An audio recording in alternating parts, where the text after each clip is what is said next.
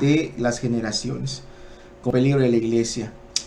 El objetivo de esta enseñanza, pues es tener cuidado cómo se pueden levantar las futuras generaciones, o sea, los hijos de los nuevos congregantes con sus familias, los nuevos convertidos, porque pues en la vida del cristiano pasan muchas cosas y a partir de ellas decide hacer cambios o aprender en la palabra de Dios. Por ejemplo, es una persona, hablando de un asunto muy sencillo, ¿no? Antes de empezar a estudiar, antes de que oremos, un ejemplo muy sencillo, ¿no? Si una persona tiene no sé, problemas del trabajo, desempleo, ¿qué podría hacer, no? Pues a lo mejor él entiende que tiene que leer la Biblia, lee la Biblia, busca la Escritura. ¿Y con qué fin lo hace? Con el fin de saber tener dirección. Entonces, con esa dirección, entonces él sabe qué es lo que tiene que hacer. Quizás orar, pedir fe, buscar un empleo, confiando en Dios, etcétera. Lo que tenga que hacer en base a una experiencia de una necesidad normal. Ahora, en la iglesia se pasan muchos problemas también, muchas dificultades. Entonces la gente dice, híjole, tuvimos estos problemas, para que no se repiten, vamos a corregir las cosas y de ahora en adelante así lo vamos a hacer. ¿Sí? Y las generaciones es algo que pasa desapercibido. Tristemente pasa desapercibido y pues trae muchas consecuencias muy difíciles. Vamos a orar y vamos a pedir la ayuda de Dios, ¿les parece? Sí, hermano. Sí, vamos a orar y vamos a pedir la ayuda de Dios, que sea Él que nos instruya, que sea Él que nos dirija, ¿no? Porque sí necesitamos esa dirección y la verdad, a veces podemos pensar de que orar está de más, pero de ninguna manera, orar nunca está de más. Si algo comprendemos es gracias a Dios y no a los hombres, no a un servidor, no a nadie, ¿no? Todo es gracias a Dios, ¿sí? Bueno, así como estamos, vamos a orar y vamos a pedir ayuda de Dios. Padre bendito, eterno, que moras en el cielo, gracias, Padre, por la oportunidad que nos das de estudiar tu palabra. Gracias por la oportunidad que nos das de venir a ti, Señor, y buscar tu rostro. Padre, nos venimos ante ti para que tú nos dirijas, tú nos instruyas. Ayúdanos, Padre, por favor. En lo personal reconozco mi total incapacidad, Dios. Reconozco que no soy nada ni nadie, Padre, no soy mejor que nadie, Dios. Tú eres el único perfecto, el único santo, el verdadero Dios.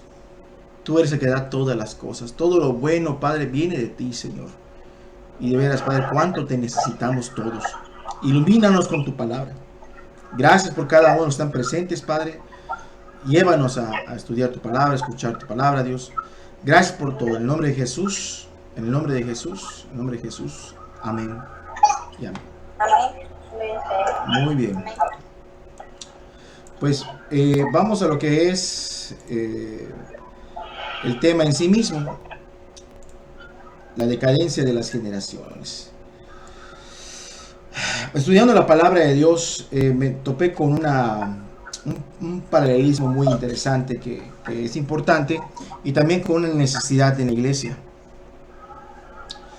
En la Biblia tenemos ejemplos de que el pueblo de Israel, cuando estaba mal, Dios levantaba un juez. Ese juez hacía que el pueblo volviera a caminar con Dios. Y no solamente lo exhortaba a caminar con Dios, porque lo ayudaba también a liberarse de sus enemigos. ¿Sí estamos conscientes de esta parte? ¿Más o menos? Sí. Los que han leído el libro de Jueces, ¿sí saben de esto? ¿Sí? ¿O alguien que... En el libro de Jueces habla de que el pueblo estaba en ídolos, en pecados. Pues ellos alejan a Dios de sus vidas. Y lo que termina pasando es de que pues Dios ya no los cuida. Vienen los enemigos, como ellos no pueden hacer nada por sí mismos, el enemigo los domina. Después que los domina, le lloran a Dios que los salve. Dios se compadece de ellos, les levanta un juez y el juez les dice, bueno, estamos como estamos porque estamos en pecado, hace que se vuelvan a ellos y luchan y son librados. Y así se muere el juez, se vuelve a olvidar de Dios, vuelven a ser conquistados, vuelven a llorar a Dios y se levanta otra vez y así un ciclo de sube y baja, sube y baja. Entonces, a veces pensamos nosotros que la iglesia tiene la garantía de que va a permanecer siempre, si somos, aunque seamos ligeros, aunque seamos inconstantes, aunque seamos indiferentes a la conducta de las personas, va a permanecer y no cuidamos de transmitir lo que Dios ha hecho en nuestras vidas. Y puede haber muchos papás, hablando de papás dentro de las iglesias, o varones cristianos, mujeres cristianas, que no tengan cuidado en cómo se levantan sus hijos. ¿Por qué? Porque podemos ser muy estrictos con nuestras vidas en cuanto a las cosas de Dios, en obediencia. Podemos ser muy estrictos con otros y exhortarles a que obedezcan la palabra.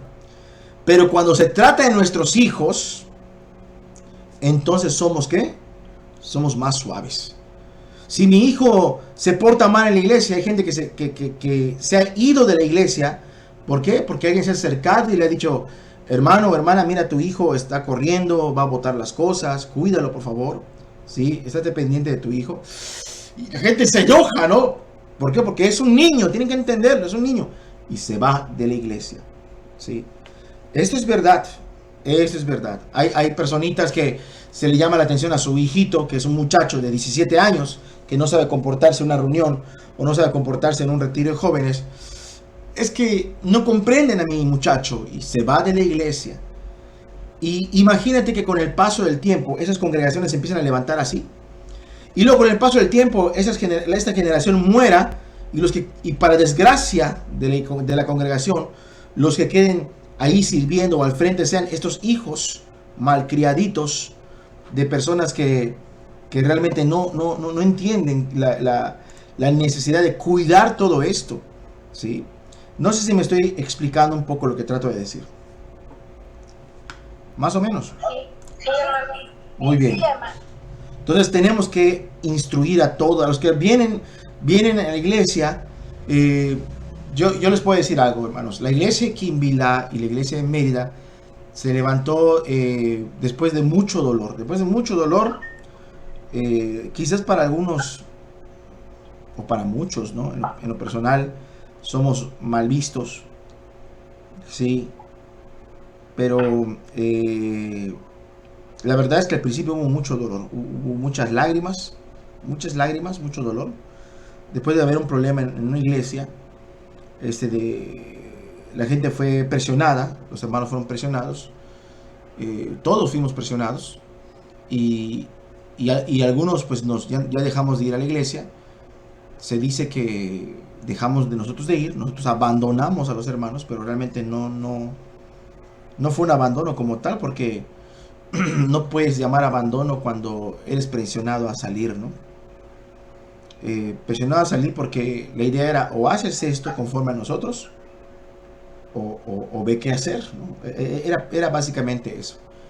O haces lo que nosotros hacemos, o ve qué hacer. Y entonces lo que nos movía era muy fuerte, porque ceder a la forma como operaban ellos, disciplinas eclesiásticas, entre otras cosas, iba en contra de nuestra conciencia. Fue muy difícil. El punto es de que al final de cuentas pues sucedió lo que menos se quería, y delante de Dios lo digo como que Dios es testigo, y con temor lo digo, que a pesar de que se digan quizás cosas como que ellos se fueron y lo que sea, hubo un dolor muy profundo, mucho dolor. ¿Por qué? Por perder a sus hermanos. No porque ellos no les quieran hablar, sino porque la otra parte dejó de hablar. Ya nos vieron como separados y nos catalogaron como pecadores a muchos. En una reunión de este tipo, difícil, se reunieron varias personas y cierto siervo les dijo: pues tomen la decisión. Es que no queremos tomar decisión, o sea, queremos tener comunión con nuestros hermanos, que queremos que no están mal, no es bíblico cómo se les está disciplinando, pero queremos seguir teniendo comunión con ustedes. No, tomen una decisión. Entonces ellos también fueron presionados a su conciencia y dijeron: es que no podemos hacer, entonces no podemos tener comunión, y causó muchísimo dolor.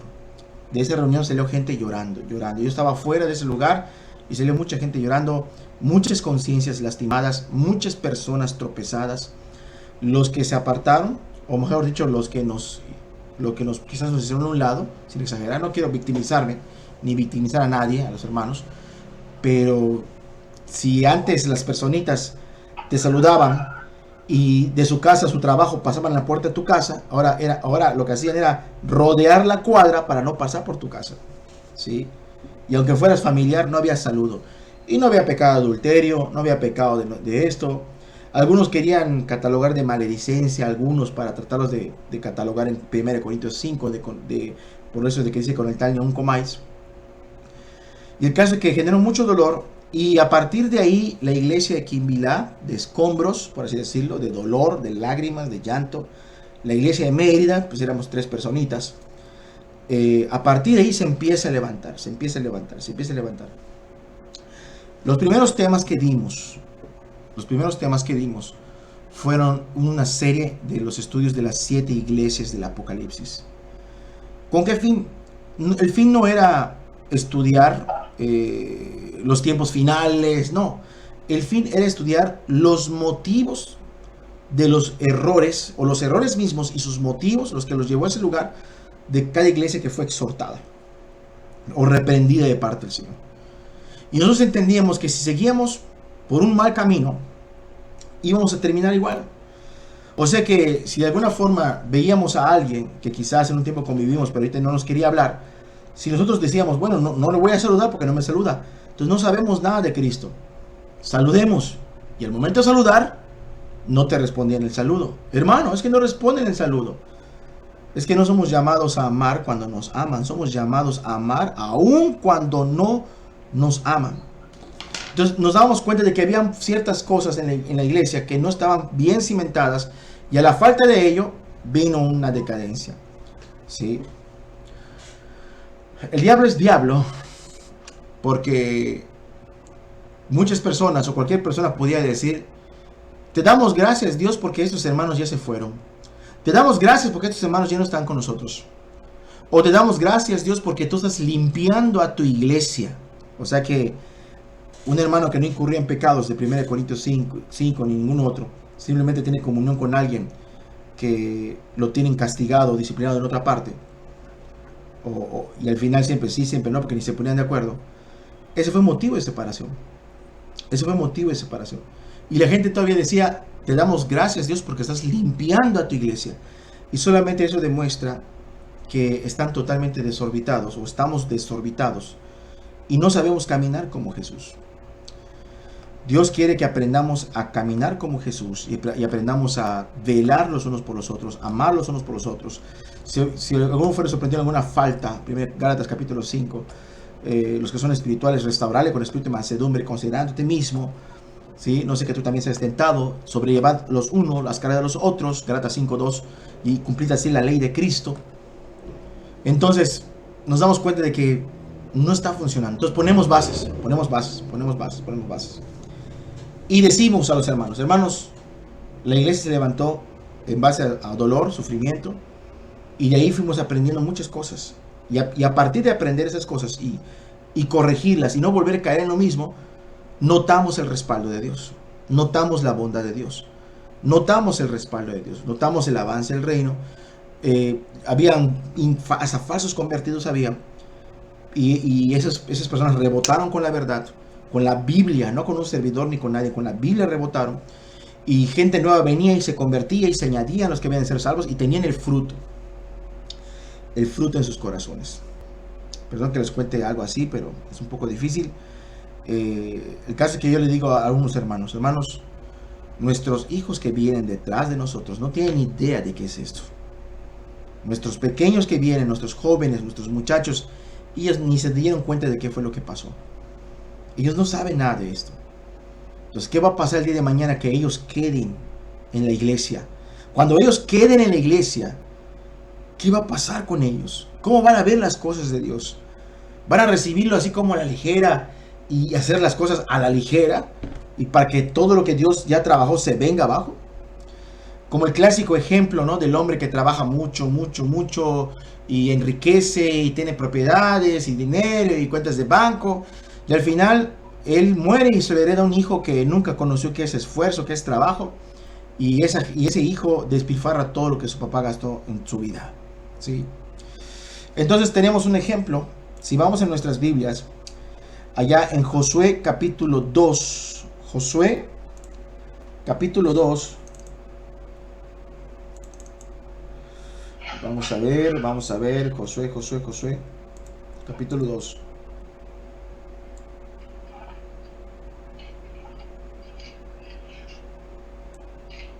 Perdón, es Jueces.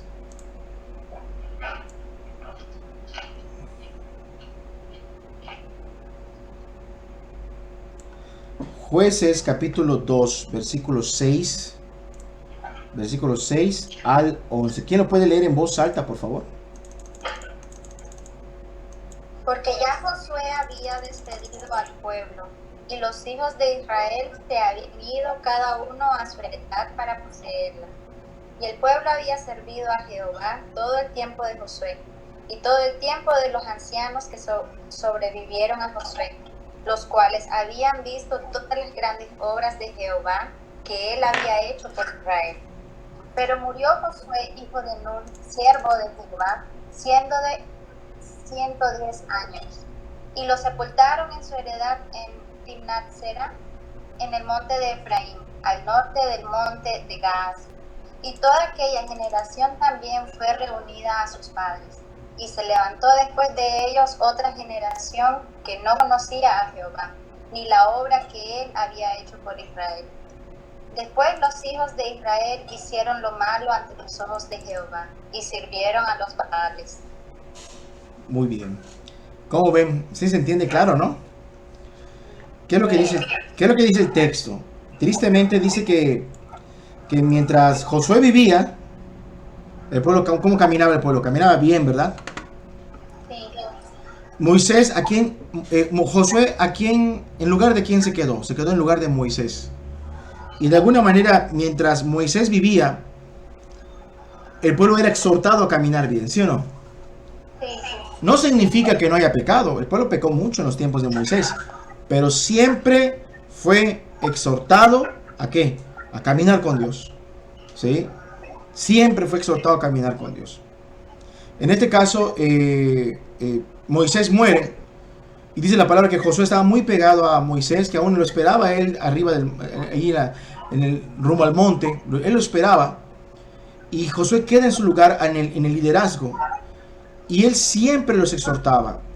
Recordemos que con Moisés, una de sus últimas pruebas que recibió el pueblo era entrar a poseer la tierra, y no quisieron entrar, no quisieron hacerle caso, no creyeron. Sus quejas de siempre, quejas, Dios solo sacó para matarnos. Se van al desierto otra vez. Y solo Josué y Caleb entraron a la tierra prometida 40 años después. ¿Sí? Él se queda como líder de alguien que tiene celo de Dios. Estoy seguro que si hubiera entrado Moisés con el pueblo con fe, ese pueblo con fe, hubieran poseído la tierra. ¿Ustedes qué piensan? Sí lo hubieran poseído. El problema no era Dios, que le faltaba poder. El problema no era lo fuerte que fuera el enemigo. El problema no era Moisés. Moisés estaba constantemente llamándolos: caminen con Dios, caminen con Dios, caminen. No sean tercos. Ahora en esa vez que se rebelaron, él decía otra vez, quejándose, ¿no?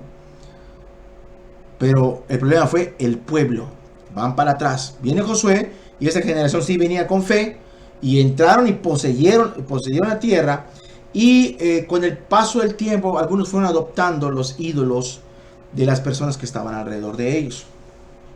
En sus últimos días de Josué, de hecho, si tú lees el último capítulo de Josué, antes de empezar Jueces, es cuando Josué dice la famosa frase: deciden ustedes hoy, bienvenido hermano Daniel, bienvenido.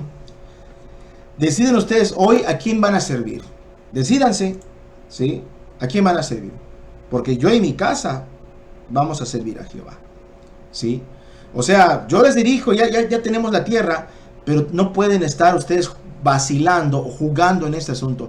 Si vas a servir al diablo, sírvele al diablo, sirve al mundo, entrégate de lleno al mundo. Pero si vas a servir a Dios, conságrate a él, ¿sí? Entonces vemos que hasta sus últimos días Josué exhortaba al pueblo a caminar con Dios, a caminar con Dios, a caminar con Dios.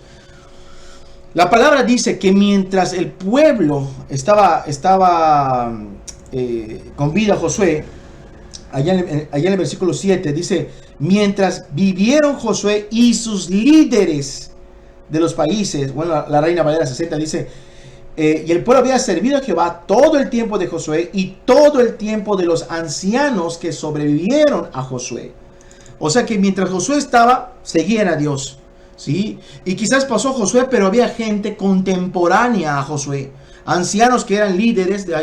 Recuerda que había ancianos, eran líderes por tribus, que era quizás como una especie de consejo. De alguna forma trabajaba Josué con ellos para que ellos administren sus familias. Entonces, el pueblo servía a Dios mientras Josué vivía, y también los ancianos también, los cuales habían visto todas las grandes obras que había hecho por Israel. O sea que Josué, junto con esa generación, vieron la salida de Egipto y quizás vieron la mayoría de ellos el cruce por el mar. Vieron quizás la gran mayoría de ellos, porque recuerden que fueron los hijos de los que se quedaron postrados en el desierto. Vieron salir el agua de la roca, de la peña. Vieron el maná caer del cielo todos los días. Vieron las codornices y cómo Dios se tragó, hizo que se abra la tierra y se trague a Coré, ¿no? Y todas esas cosas que Dios hizo, cómo Dios cuidó, cómo Dios guardó la columna de fuego de noche, la nube de día, el Sinaí, la ley de Dios y todo eso. Toda esa gente lo vivió. Toda esa gente que estaba con Josué, ellos lo vivieron. ¿Podremos decir que Josué conoció el poder de Dios? ¿Ah? Y todos los que estaban con él. Claro que sí. Pero sus hijos no tenían idea de lo que sus padres habían vivido. Sus hijos no tenían idea. ¿Qué necesitan nuestros hijos? Nuestros hijos no pueden vivir de las glorias pasadas. ¡Ah! Mi papá era el que predicaba. Mi mamá era la misionera. No. Cada uno debe tener su conocimiento de la gloria de Dios. Cada uno tiene que experimentar el poder de Dios. Cada uno tiene que ver la mano de Dios sobre su vida. Cada generación de la iglesia tiene que ser mejor que la primera. La gloria la gloria postrera es mejor, debe ser mejor que la primera. ¿Y qué fue lo que pasó con estos? Versículo 8, que muere Josué, ¿sí? Y en el versículo 9, versículo 10, perdón, dice, y toda aquella generación también fue reunida con sus padres. O sea que se fue Josué, se fueron los ancianos, los líderes. Quizás quedaban ahí familias, varones, padres de hogar, abuelos, que guardaban, hay que amar a Dios, hijos, busca a Dios, la palabra. Pero se fue perdiendo, hasta que de repente se levantó una generación que claramente dice que no conocía a Jehová y ni la obra que él había hecho por Israel. No conoció a Jehová. Es como que digamos en este presente, y se levantó una nueva generación de la congregación en la iglesia que no conocía a Jesús y no vieron y no conocieron la obra maravillosa que Jesús hizo por sus padres, ¿sí? O sea, ellos no tienen una experiencia de salvación, no tienen un conocimiento real de Dios, no tienen su comunión personal con Dios. Como consecuencia de ello, cuando no se conoce a Dios, y sobre todo en la iglesia, que gracias a Cristo se forma la iglesia, versículo 11, después los hijos de Israel hicieron lo malo ante los ojos de Jehová y sirvieron a los Baales.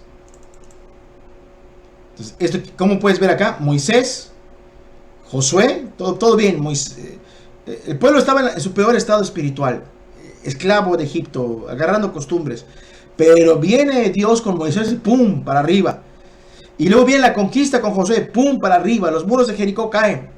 Y luego José se muere y quedan los ancianos, pues ahí se mantiene, ¿no? Y luego viene una generación nueva y ¡pum! De picada, para abajo. Y a partir de ahí, en el libro de los jueces, a partir de ahí es hacia arriba, hacia abajo, hacia arriba, hacia abajo. ¿Estamos bien o estamos mal? Dios nos rescata, estamos bien, nos confiamos, se muere el juez, volvemos a pecar. Y así, mucho tiempo.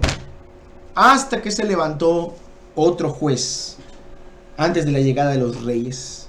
¿Cuál podríamos decir que sería el último juez antes de la llegada de los reyes? Los reyes de Israel. ¿Mande? Samuel. Samuel. Así es. Samuel fue, por así decirlo, el último juez. Y dice la Biblia que Samuel iba a ser levantado conforme al corazón de Dios. ¿Cómo estaba el sacerdocio y el estado espiritual de Israel cuando Dios levanta a Samuel?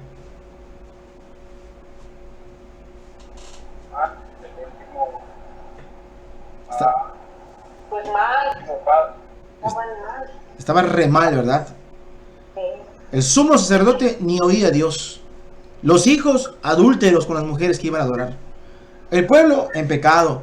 Perdieron la guerra, se roban el arca a los filisteos y en un día se muere el sacerdote y sus dos hijos. O sea, ni ministerios, hasta los ministros murieron.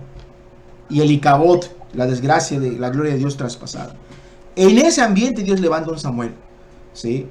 Y podemos ver cómo de esa caída en los tiempos de Elí y sus hijos, vuelve a haber un levantón espiritual, por así decirlo, en los tiempos de Samuel. Y luego como que vuelve a haber otro levantón ¿con quién? Con Saúl. Pero Saúl se envanece. ¿Y qué pasa? Y vamos otra vez. Y luego después de él viene ¿quién? David. ¿Sí? David tuvo sus pecados. Dios lo perdona. Él se arrepiente. Luego viene Salomón en su máxima gloria, en su mayor riqueza y gloria y espiritualidad de Israel. Ahí estaban caminando, pero también a la vejez de Salomón, ¿qué pasa? Otra vez la decadencia, los ídolos. Luego viene Roboam, que con sus ineptitudes hace que se divida el reino, y luego ya las 10 tribus, las 9 tribus las 10 tribus del norte, inmediatamente adorar becerros de oro. ¿Sí? Una decadencia total. Eso es lo que podemos ver nosotros acá. ¿Cómo van a crecer nuestros hijos? Ahora yo quiero que leamos en la Biblia otra parte del texto. Otra parte del texto que yo considero que es importante, porque aquí yo veo un paralelismo. O sea, como dos historias que habla de diferentes personajes, pero pareciera que nos quiere enseñar algo lo que Dios puede hacer. Aquí el problema, es que hay que prestar atención a este punto. Aquí el problema no es que tan mal esté el estado espiritual de la nación, del pueblo. Aquí el problema es que hacen falta corazones que ardan por Dios. Corazones que celen a Dios, corazones que palpiten por el Señor, que hayan visto su gloria y que no puedan tolerar que el pueblo esté pecando, lo que se llama cristianismo en nuestro tiempo, sea una hipocresía, una falsedad. No puede ser. Y de alguna manera Dios va a utilizar a esas personas, o a ese hombre, o a esa mujer. Dios quiere que la gente le ame con todo su ser, y a partir de ahí Dios puede hacer una obra. No importa qué tan oscuro sea el ambiente. Por ejemplo, la época que estamos viviendo. ¿Cómo está el asunto de los homosexuales allá en Estados Unidos? El homosexualismo militante. ¿Cómo están las autoridades? ¿Cómo está el cristianismo siendo de alguna forma perseguido? ¿Sí? El Islam tomando fuerza. Los homosexuales llegando a los niños. La juventud cada vez más perdida. Las iglesias vacías. O si no, lo que hay son gente de la tercera edad. O sea, unas tinieblas espantosas y horribles. ¿Sí? El problema no es eso, porque Dios siempre es más poderoso. Pero ¿dónde está Moisés? ¿Dónde está Josué? ¿Dónde están los hombres que se levantan por Dios como los jueces? ¿Dónde está un Samuel? ¿Dónde están? Entonces vemos un paralelismo muy similar en la historia de la iglesia de Israel, perdón. En la historia de Israel, de las más deficientes que se pueden haber registrado en la Biblia, los tiempos del rey Acab y su famosísima esposa Jezabel. ¿Sí o no? ¿Eran tiempos de oscuridad? ¿Ustedes qué creen? Tinieblas, ¿verdad? ¿Qué hacía Jezabel con los profetas? Los mataba. Ella aborrecía todo lo que tenga que ver con Dios. Era la mascota del diablo, prácticamente, ¿no? Era el canino del diablo. Atácale, decía el Satanás, ¿no? Y ahí vas a Jezabel a atacar, a matar a los profetas. Y mató a muchos, ¿sí? Y mató a mucha gente inocente. Fue Nabot, si no me equivoco, no hubiera muerto, porque como no le vendió su heredad a su esposo, su viñedo, no me acuerdo muy bien, solamente el rey hizo un berrinche. Pero si no fuera por esa mujer impía, Nabot seguiría con vida, ¿no? En el tiempo del rey, ¿no? Pero ella dijo, tú eres el rey, ¿no? Tómala. Mataron a Nabot y le quitaron su heredad. Era una mujer terrible. Entonces, en esos tiempos vemos algo muy similar. Así como Moisés le deja de frente a Josué, y Josué es muy usado por Dios en la conquista de la tierra prometida, y Moisés ya se fue. Vemos algo muy similar entre la sucesión de Elías y Eliseo, o más bien Eliseo queda en lugar de ¿quién? De Elías. Cuando Eliseo se queda en lugar de Elías, era en la época más oscura de los días de Israel. Ahora, para eso vamos a ir a Segunda de Reyes. Segunda de Reyes, capítulo 2 igual. ¿Sí? Ya vimos Jueces 2. Ahora vamos a Segunda de Reyes 2. Segunda de Reyes 2.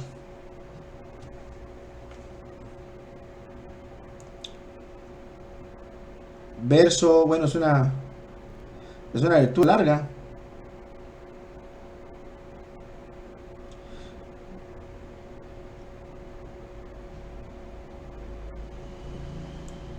Desde el 1 hasta el 17. ¿Quién puede leer, por ejemplo, del 1 al 5? Dice, aconteció que cuando quiso Jehová alzar a Elías en un torbellino al cielo, Elías venía con Eliseo de Gilgal.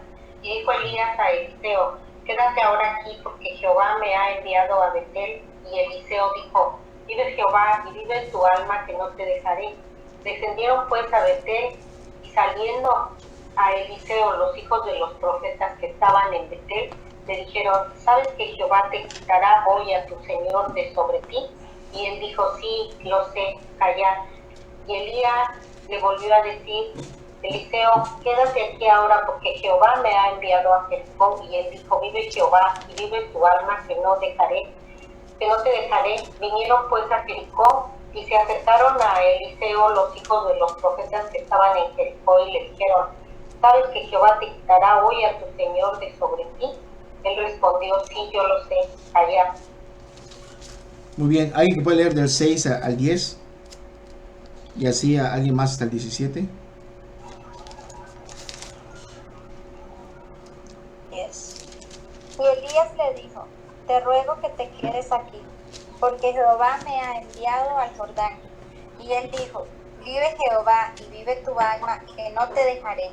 Fueron pues ambos, y vinieron 50 varones de los hijos de los profetas, y se pararon delante de ellos, y ellos dos se pararon junto al Jordán. Muy bien. Tomando entonces Elías su manto, lo dobló y lo golpeó las aguas, las cuales se apartaron a uno y a otro lado, y pasaron ambos por lo seco.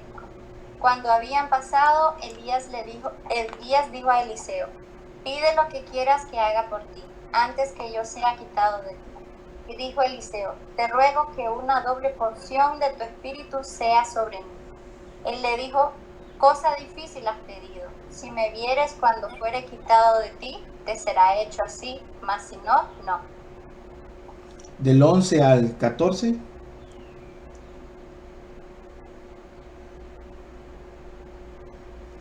Lo voy a leer. Dice, y aconteció que yendo ellos, hablando, he aquí un carro de fuego con caballos de fuego apartó a los dos, y Elías subió al cielo en un torbellino. Viéndole Eliseo, clamaba, Padre mío, carro de Israel y su gente de a caballo. Y nunca más le vio. Y tomando sus vestidos los rompió en dos partes. Alzó luego el manto de Elías que se le había caído, y volvió y se paró a la orilla del Jordán. Tomando el manto de Elías que se le había caído, golpeó las aguas y dijo, ¿dónde está Jehová, el Dios de Elías? Y así que hubo golpeado del mismo modo las aguas, se apartaron a uno y a otro lado, y pasó Eliseo. Viéndole los hijos de los profetas que estaban en Jericó al otro lado, dijeron, el espíritu de Elías reposó sobre Eliseo, y vinieron a recibirle y se postraron delante de él.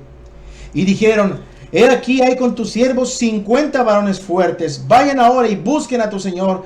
Quizás lo ha levantado el espíritu de Jehová y lo ha echado en algún monte o en algún valle. Y él les dijo: no enviéis. Hasta ahí. ¿Qué es lo que podemos ver nosotros en esta historia? Eliseo se queda en lugar de Elías, en concreto, ¿no? Pero no solamente se queda así, sino que suceden ciertas cosas que nos llaman la atención. Suceden ciertas cosas que nos llaman la atención. De entrada, la palabra de Dios nos dice que Elías, antes de irse, aquí en el versículo 2, y dijo Elías a Eliseo: quédate ahora aquí, porque Jehová me ha enviado a Betel.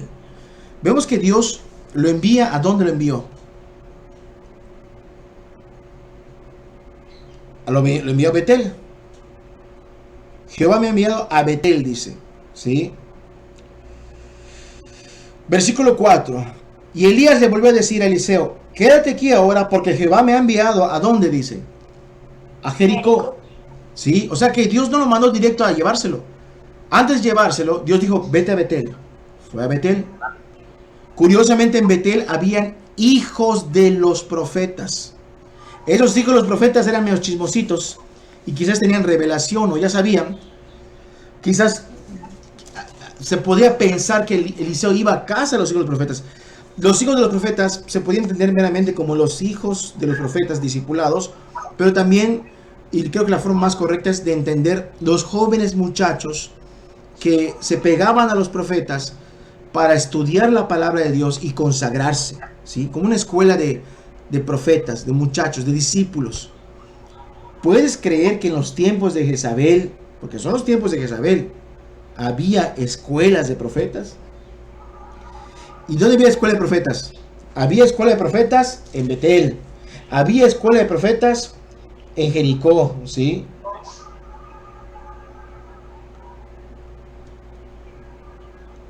Entonces, había estas escuelas.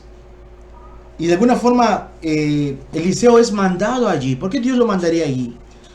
Yo me atrevo a pensar, muy mi punto de vista personal, que quizás Elías llegaba donde estaban esos varones, y quizás les alentaba.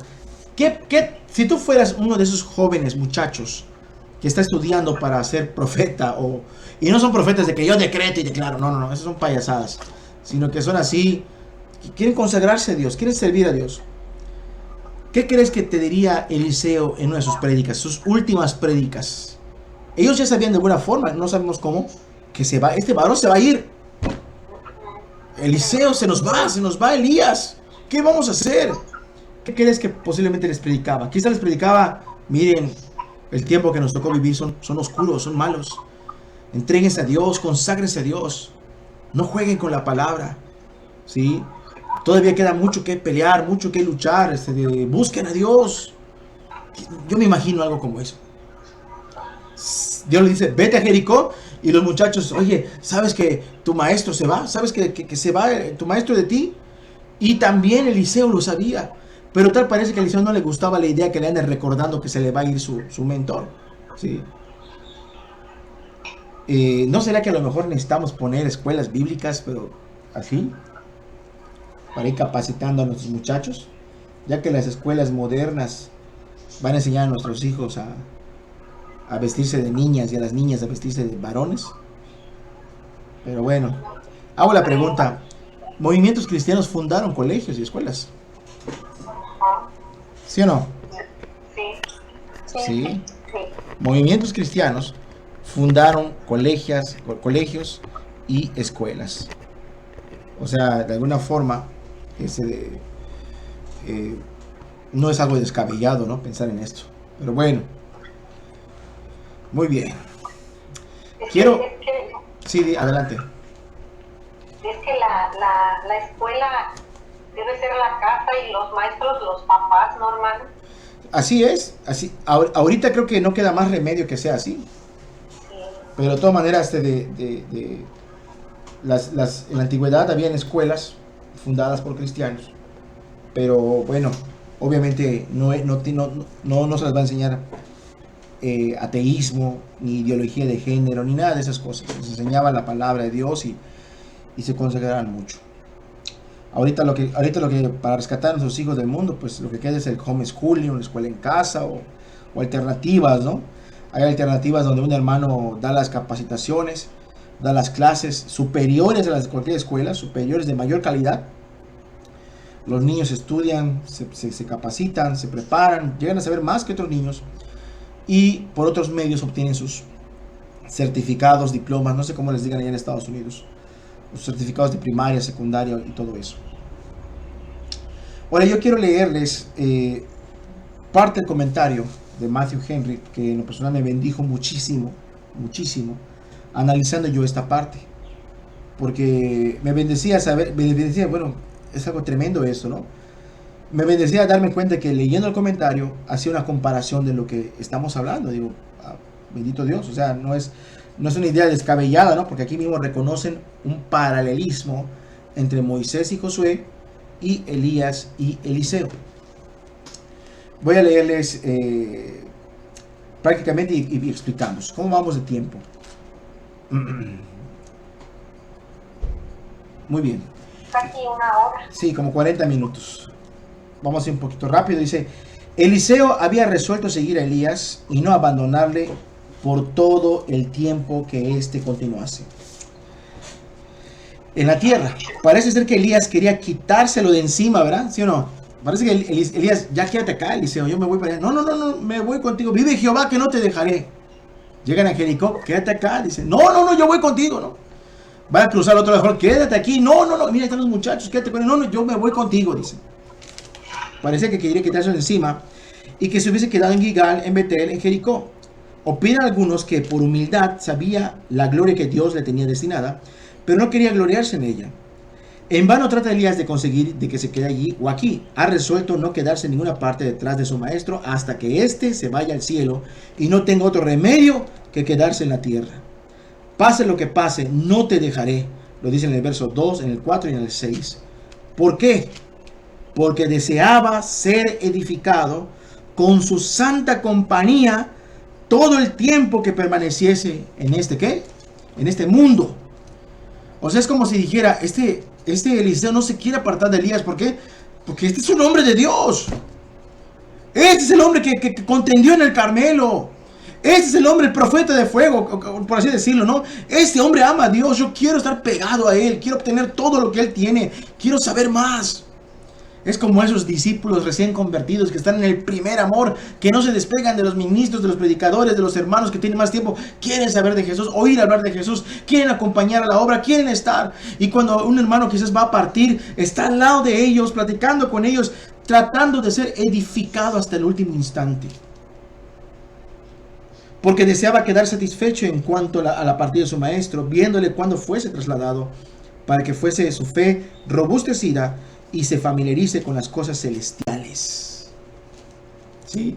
Hago la pregunta, ¿Elías estaba familiarizado con el poder de Dios? ¿Elías conocía el poder de Dios? Claro que sí. ¿Cuál es la frase de Elías? Vive Jehová, en cuya presencia estoy. ¿Sí? Vive Jehová, en cuya presencia estoy. Él conocía el poder. Y aquí vemos un Eliseo que él quiere conocer este poder. Aquí vemos lo contrario, de un estado espiritual correcto de Israel, con Moisés, con Josué, a picada. Aquí vemos lo contrario, el estado más deficiente de Israel, los más deficientes, pero para arriba, de su vida va, ¿sí? Con Elías y con Eliseo. Elías, antes de su partida, visitó las escuelas de los profetas y se despidió de ellos. Parece ser que había escuelas de profetas en muchas ciudades de Israel. Con toda probabilidad, incluso en Samaria, aquí hallamos a los hijos, es decir, los discípulos de los profetas. Un número considerable. Solo los que se quedaron en Jordán eran 50. Imagínate, los que solo ahí eran 50 muchachos. ¿Te imaginas que tuvieras una escuela en Yucatán para 50 ministros que amen a Cristo? No pastores solamente con el título, sino hombres que amen a Dios y que ministren. Otros 50 en Cancún, otros 50 allá en Carolina, otros 50. No hacen falta siervos. Entonces vemos que en cierta manera, en tiempos oscuros, Había gente con esta visión de parte de Dios que capacitaba y se hablaba. Y Elías tenía parte de esa labor por lo que vemos. Un número considerable, aún en Betel, donde había sido erigido uno de los becerros de oro, y en Jericó. En Jerusalén y en el resto del reino de Judá tenían sacerdotes, levitas y el servicio del templo. En el reino de Israel, Dios hizo benevolentemente que a la falta de todo esto disfrutasen de los colegios en los que los jóvenes eran entrenados y ejercitados en la devoción religiosa. Aquí dice algo importante que hay que tener en cuenta. Acuerde que el reino estaba dividido, ¿sí o no? El reino de Judá en el sur, con 2 tribus, y lo que es Israel en el norte, con 10 tribus. Y acuerde que Jeroboam, para que la gente no vaya a adorar a Jerusalén, ¿por qué? Porque ahí estaba el templo. ¿Qué hizo Jeroboam? Puso becerros, ¿sí?, de ídolos en cada ciudad para que adoren ahí. Para que adoren ahí. Entonces, dice el comentario muy certeramente. Podemos ver que Jerusalén pues todavía tenían templo, la gente iba a adorar a Dios. Pero en Samaria no podían bajar. Pero Dios en su misericordia hizo que se organizasen en, aparentemente, colegios. ¿Sí? Una especie quizás de colegios ahí entre ellos. Sinagogas o algo así. Colegios, más que nada colegios. Donde los jóvenes eran entrenados y ejercitados en la devoción religiosa.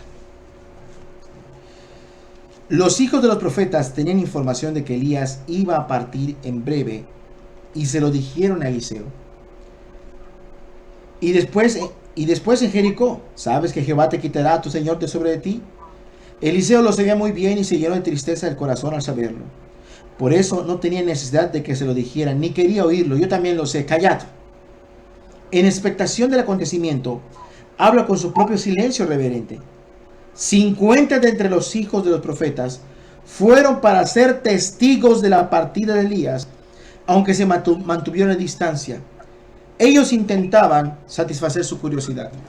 Date cuenta de que va a Betel, ahí están los hijos de los profetas, se va, Eliseo no se queda, se va a Jericó, había hijos de profetas, se va.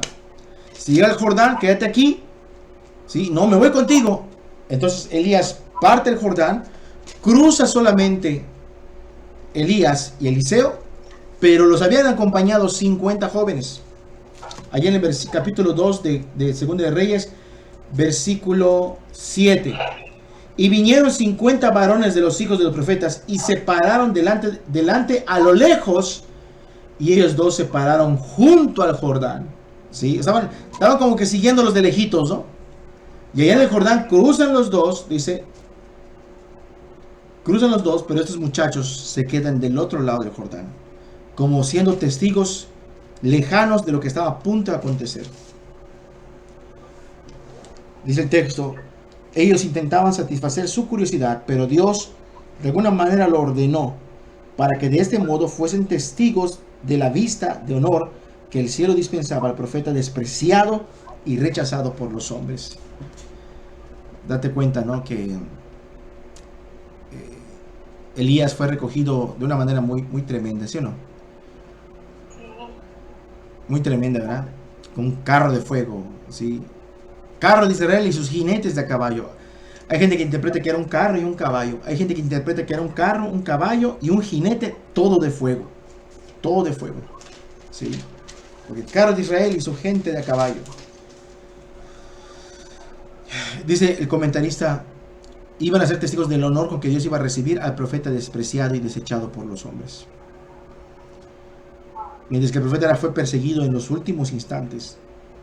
En los últimos instantes, Dios le tenía una recepción muy honorable. ¿Sí o no?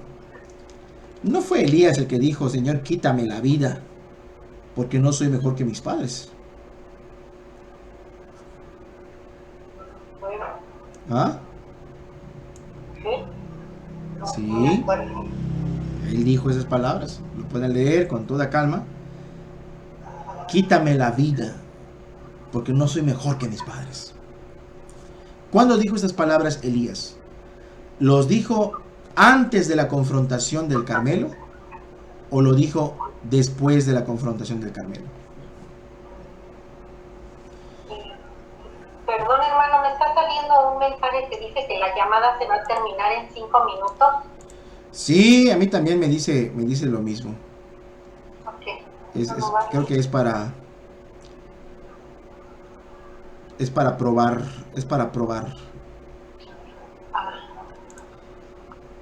¿cómo se llama? Es para probar, es que ya solamente dan gratis 1 hora, pero primero Dios vamos a comprar la suscripción. Sí. Si se acaba eso en 5 minutos, les paso la liga de nuevo, ¿les parece? Sí, está bien, hermano. Sí. Ajá.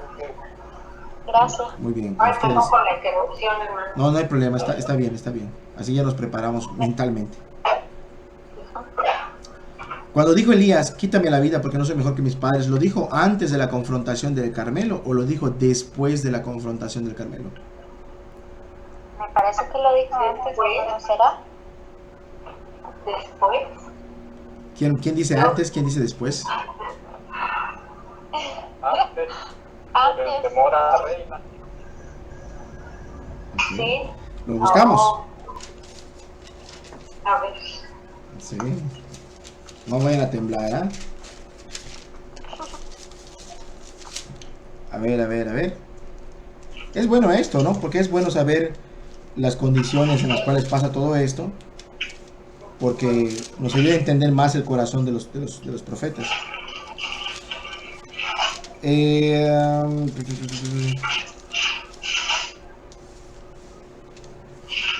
A ver.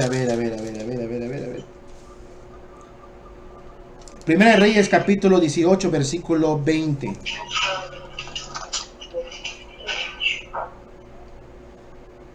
Versículo 27.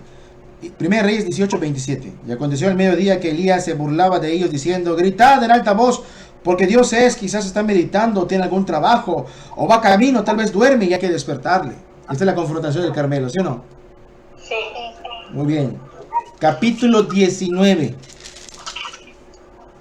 ¿Sí? Versículo 4. Y se fue por el desierto un día de camino y vino y se sentó debajo de un enebro. Y deseando morirse dijo, basta ya, oh Jehová, quítame la vida, pues no soy mejor que mis padres. Y echándose debajo del enebro se quedó dormido. O sea, la depresión mundana, ¿no? Por así decirlo, ¿no? Sí, es una depresión. ¡Ay, me siento mal! Me voy a dormir.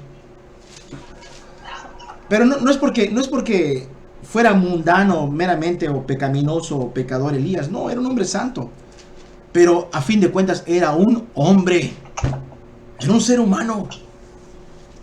Entonces, ¿cuándo dijo Elías, quítame la vida? ¿Antes o después de la confrontación del Carmelo? Después. O sea, cayó fuego del cielo. Murieron más de 800 profetas de Baal. La gente, Jehová es Dios, Jehová es Dios, Jehová es Dios. Y aún así, Elías dice estas palabras. Hago una pregunta. ¿Puede un hijo de Dios, después de una grande victoria espiritual, experimentar una tristeza profunda después? O como ya es victoria, ya todo bien, todo bien. No, sí puede. Sí puede. O sea, sí, él lo estaba experimentando. Él lo estaba experimentando. ¿Pero por qué? Porque tristemente el pueblo, a pesar de ver el milagro tan tremendo del Monte Carmelo, el pueblo no se volvió a Dios. El pueblo no se volvió a Dios. Lo peor de todo es que en vez de que, bueno, Jezabel, ahí aparece otra vez Jezabel. Jezabel, cuando supo que habían matado a sus profetas, ella dijo, así me hagan mis dioses y aún me añadan si yo no he hecho con Elías lo que él hizo con ellos, dice. ¿Y qué hizo Elías? Vámonos. O sea, se pudo ver, esto aquí acabó, pero no acabó. Y Elías tuvo que huir, tomar agua del río, se le seca el río, le traía ese de alimento a los cuervos, etcétera, etcétera. Ya se va a cerrar esto. Voy a cerrar la transmisión y voy a generar nueva liga. ¿Les parece? Sí, hermano. Gracias. Gracias a Dios.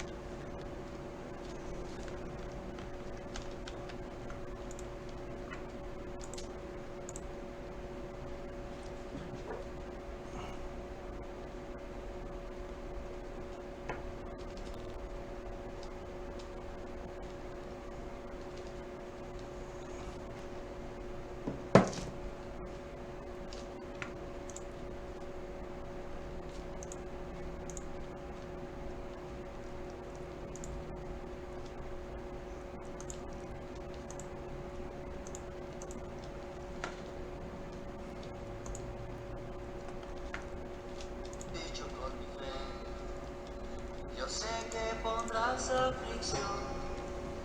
Yo sé que pondrás tentación, querrás que caiga y acusarme por mi Dios. Yo sé que tú tienes poder, mas quiero que sepas también que mi armadura es Cristo y no podrás vencer.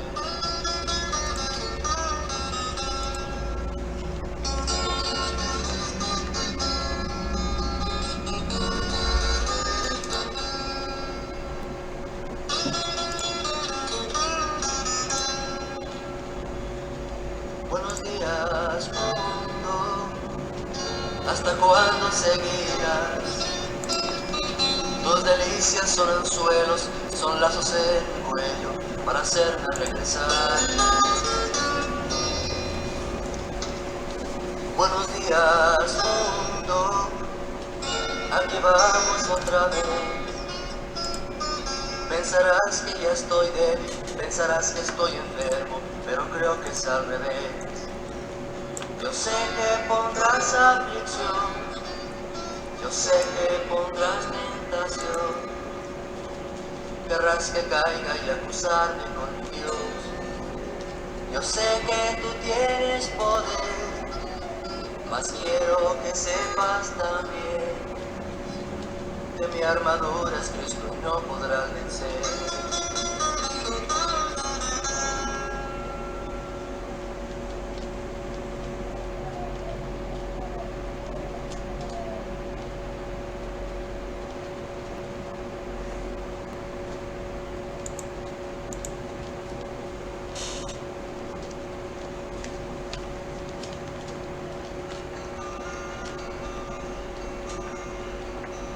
Siempre gritas ser cristiano, tú que dices ser todo mortal, tú que llamas a otro por hermano, que si un buen domingo tienes paz, tú que siempre dices tengan fe, no hay que dudar, que alguna vez leíste horas sin cesar, quítale tu vida el día domingo. De verdad, piensa que un cristiano es de hecho y no de hablar, está con Cristo a diario y donde quiera con él va. Si no fuera que comes, ¿cuándo te pondrías a orar? Dice que es cristiano de verdad.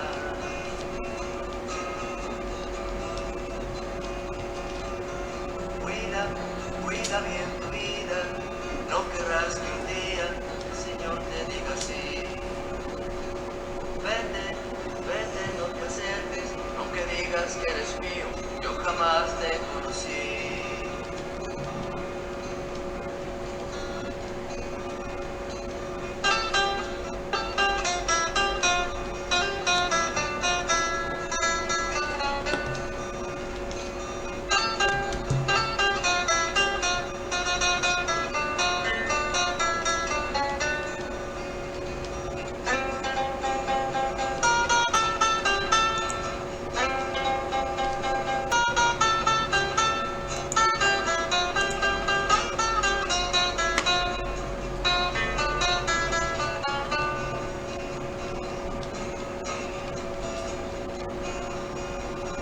Cristo dice te ama y te da lo mejor.